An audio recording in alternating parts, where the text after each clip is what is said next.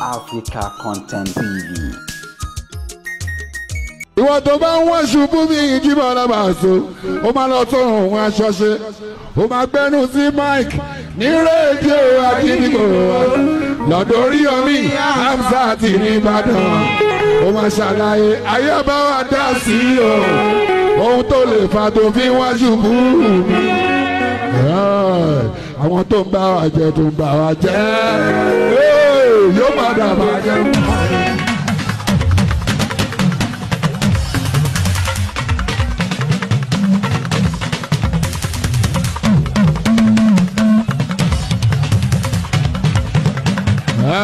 Àwọn tó ń bá wa jẹ tó ń bá wa jẹ ẹni yóò padà bàjẹ́ fún ọ.